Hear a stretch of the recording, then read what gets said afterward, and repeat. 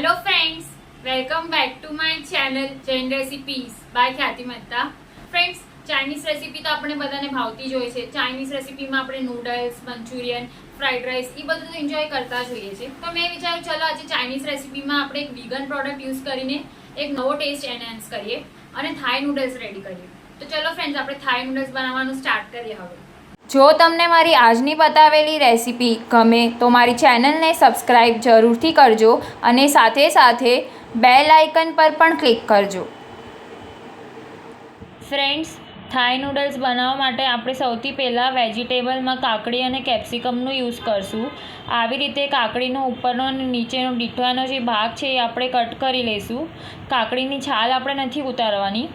કાકડીને આવી રીતે પિલરથી લાંબી અને પતલી કટ કરી લઈશું.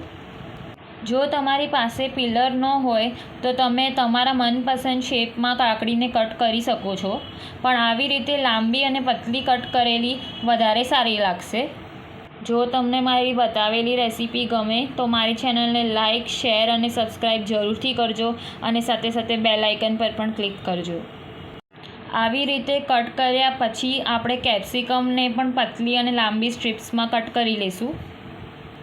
કાકડી અને કેપ્સિકમ કટ કર્યા બાદ મેં અહીંયા ટોફુ પનીર લીધું છે, તેને પણ આપણે પીસીસમાં કટ કરી લઈશું. મેં અહીંયા 100 ગ્રામ જેટલું ટોફુ પનીર લીધું છે. જો તમને વધારે જોતું હોય તો તમે વધારે બી લઈ શકો.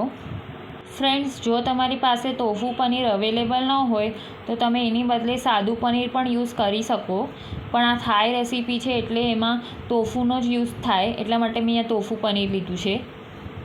ફ્રેન્ડ્સ, થાઈ નૂડલ્સમાં બહુ વધારે પડતા વેજીટેબલ ન હોય અને આપણે જૈન વર્ઝન બનાવીએ છીએ એટલે તેમાં લીલા કાંદાનો પણ ઉપયોગ ન કરી શકીએ, માટે ફક્ત આપણે કાકડી અને કેપ્સિકમનો જ ઉપયોગ કર્યો છે. અહીંયા ટોફુ, કેપ્સિકમ, કાકડી બધું કટ થઈ ગયો છે તો તેને એક પ્લેટમાં લઈ લઈશું ને હવે આપણે એક સોસ રેડી કરીશું. જેની માટે મેં એક બોલમાં અહીંયા રેડ ચીલી સોસ લીધો છે. તમે તમારા ટેસ્ટ પ્રમાણે વધારે ઓછો લઈ શકો છો. ડાર્ક સોયા સોસ લીધો છે અને સાથે સાથે ગોળ આંબલીનો પલ્પ પણ લીધો છે. આ બધું જ આપણે પ્રોપરલી મિક્સ કરીને સોસ રેડી કરી દઈશું. આ સોસ રેડી કરવા માટે આ ત્રણેય ઇન્ગ્રીડિયન્ટ્સ ખાસ લેવાના છે, તો જ નૂડલ્સ ટેસ્ટી બનશે. હવે અહીંયા નૂડલ્સ બનાવવા માટે હું એક કઢાઈમાં ઓલિવ ઓઇલ એડ કરું છું. જો તમારી પાસે ઓલિવ ઓઇલ અવેલેબલ ન હોય તો તમે કોઈ પણ રિફાઇન્ડ ઓઇલ લઈ શકો છો.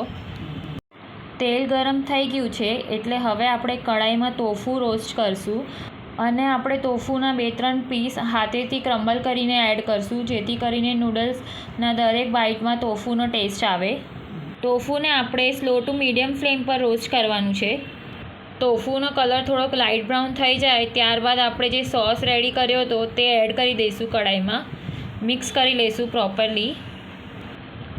સ્વાદ પ્રમાણે મીઠું અને મરી પાવડર એડ કરી દઈશું.